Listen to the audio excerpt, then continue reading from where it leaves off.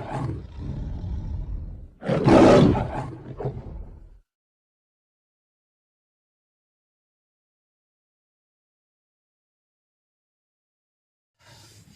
My dear friend, this is Shiva Rathore foundation Paris series. My dear friends, आज के episode में हम जिस शख्स से रूबरू करा रहे हैं वो मिस्टर सना सचिन यादव।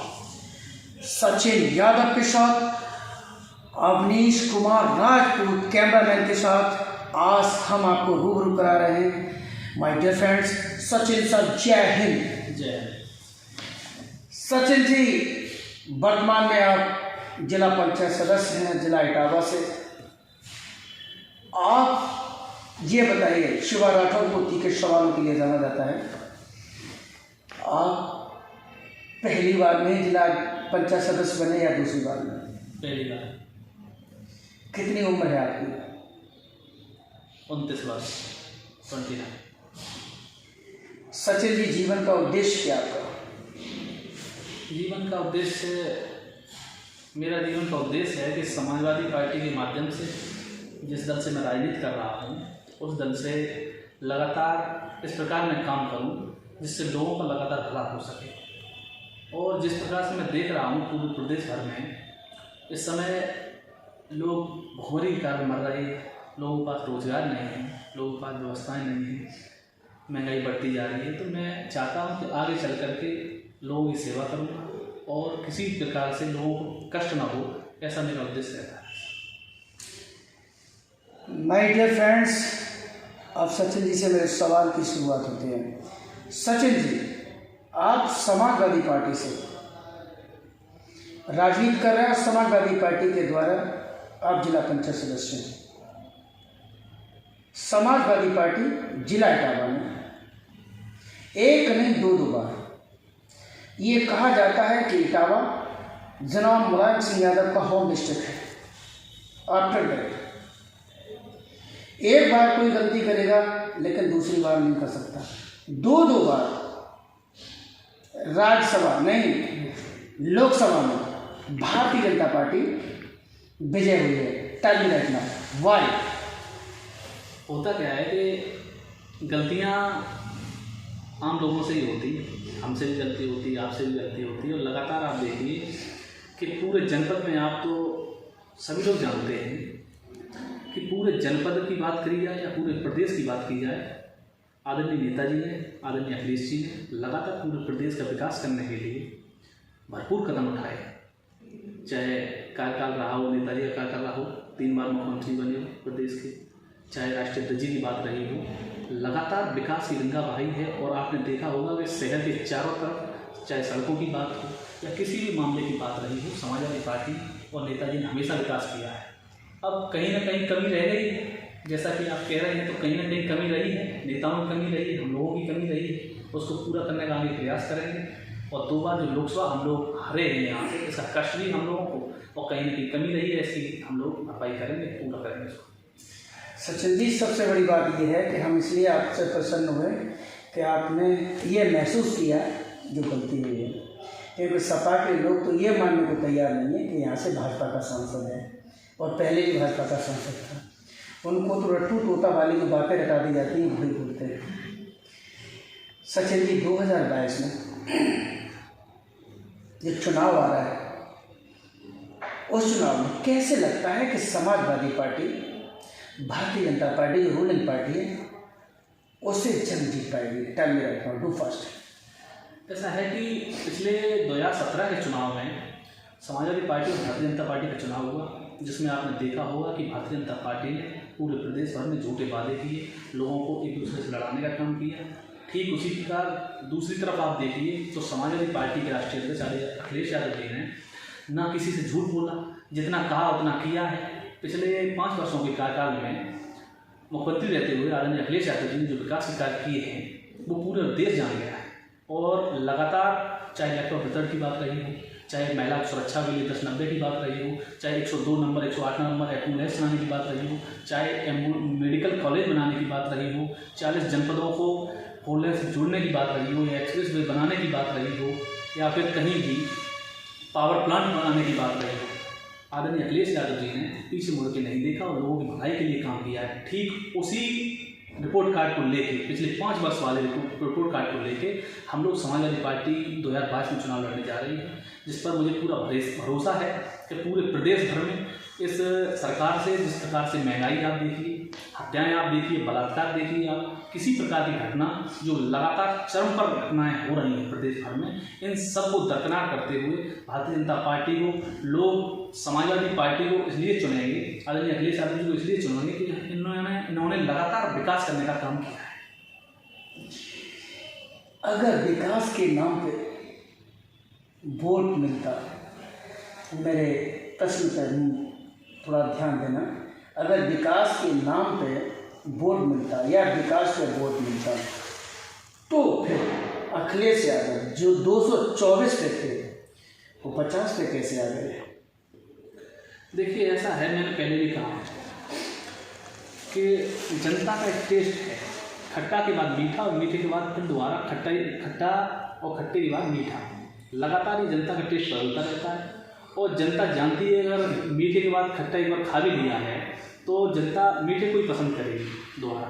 और हमारा पूरा भरोसा है कि समाजवादी पार्टी के नेता आदरणीय अखिलेश यादव जी पूरे प्रदेश भर में सबसे लोकप्रिय नेता इस समय, और उनकी बातें, उनके विकास कार्य पिछले बार जो देखे लोगों ने शायद सोचा कि 2017 के चुनाव में अगर भारतीय जनता पार्टी 14 वर्षों से आई नहीं थी प्रदेश में, तो सोचा होगा लोगों ने कि इस बार आकर के हो सकता कुछ नया देखने को मिले, हो सकता है रोजगार अधिक मिले, हो सकता है महंगाई कम हो, लेकिन ऐसा तो कुछ हुआ नहीं। आप देखिए, घटनाएं देखिए, आप पिछली सरकार से लगभग 1.5 गुनी घटनाएं पूरे प्रदेश भर में बढ़ी हैं।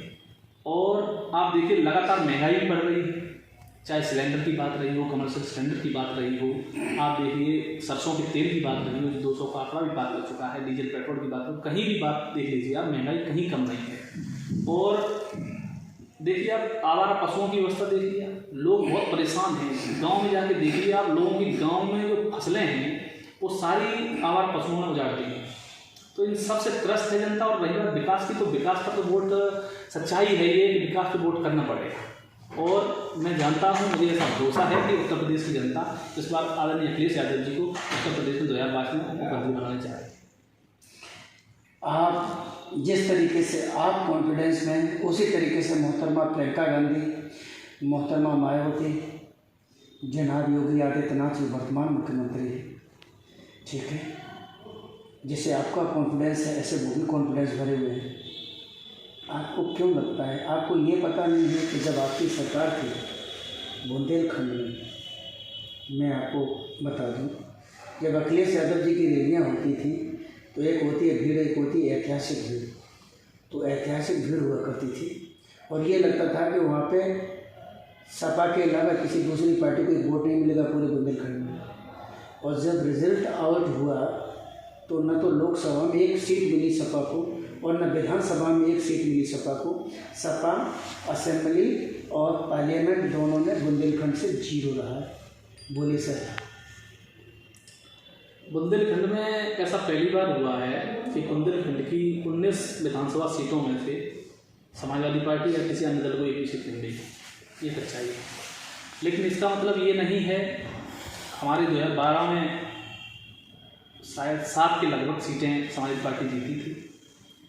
और बुंदेलखंड में जैसा कि हम लोग जानते हैं हमेशा से बीएसपी मजबूत रही है पहले, लेकिन इस बार आप देखिए कि बुंदेलखंड में लोग बहुत गरीबी चरम पर है, लोग बहुत परेशान हैं। बुंदेलखंड में समाजवादी पार्टी ने अपनी सरकार में, आपने देखा होगा कि समाजवादी पार्टी ने एक पैकेज बनाकर आदरणीय राष्ट्रीय अध्यक्ष जी के नेतृत्व में वहाँ भेजा गया था। वहाँ सूखाग्रस्त जब साबित कर दिया गया, वहाँ उसको राष्ट्रीय अध्यक्ष जी ने वहाँ की समस्याओं को समझा, गरीबी को देखा, तो वहाँ आपने देखा होगा कि समाजवादी पार्टी एकमात्र ऐसी पार्टी रही जिन्होंने एक राहत का पैकेज वहाँ के लोगों की समस्याओं को समझते हुए राहत का पैकेज भेजने का काम किया। और गरीबी को देखते हुए आप देखिए कि वहाँ की गरीबी को देखते हुए वहाँ बहुत सी ऐसी व्यवस्थाएं की हैं, चाहे मंडी की बात हो, चाहे आवारा पशुओं के लिए कोई व्यवस्था करने की बात रही हो, या फिर रोजगार देने की बात रही हो, आप देखिए। लेकिन कहीं ना कहीं समाजवादी पार्टी हर मुद्दे पर आगे रही है और गरीबों के लिए काम करने में कहीं पीछे नहीं रही है। सचिन जी एक जानकारी दे दूँ मैं आपको, मोहतरमा मायावती की सरकार में वो फुल फ्लैश आई थी, ठीक है, 200+ करके। तो उनकी सरकार में बहुत बड़ा विरोध था और जनता बीजेपी को चाह नहीं रही थी। जनता के पास कोई ऑप्शन नहीं था, इसलिए समाजवादी पार्टी को लोगों ने वोट किया था। अखिलेश यादव जी ये समझ बैठे कि हम सर्वश्रेष्ठ हैं, तो फिर जनता ने उनको सिर्फ 40 को ला के खड़ा कर दिया 224 से। तो अहम ब्रह्मास्मि नहीं समझना चाहिए ना लोगों को। देखिए ऐसा है, आदरणीय अखिलेश यादव जी ने कहीं नहीं कहा कि मैं सर्वश्रेष्ठ हूँ, और ना ही उनकी ऐसी कोई मंशा रहती है। उनके पास जो भी व्यक्ति पूरा प्रदेश का कोई जाता है, चाहे गरीब हो, मजदूर हो, किसान हो, उसको तत्काल प्रभाव से मदद करने का काम किया। आप देखिए कोरोना काल में निरंतर जितने लोगों की मृत्यु हो गई प्रदेश के अंदर, उनको सारे मृत्यु जिनकी हो गई है उनके परिजनों को लगातार 1-1 लाख रुपए देने का काम किया। और आप देखिए कि उनकी पार्टी के लोगों ने लगातार, चाहे हाईवे की बात रही हो, चाहे कहीं किसी प्रकार की राहत सामग्री पहुंचाने की बात रही हो, अगर किसी ने काम किया तो समाजवादी पार्टी ने किया है।